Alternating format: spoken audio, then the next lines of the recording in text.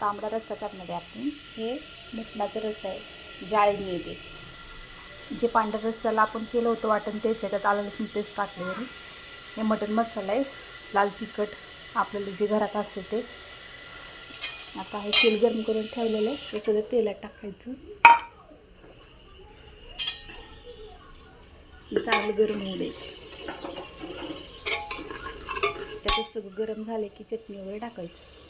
वाटण चांगलं भाजलं की आज सगळी चटणी मसाला वगैरे टाकून घेऊयात. मसाला वगैरे टाकून घेतले, चांगलं भाजून घेऊयात.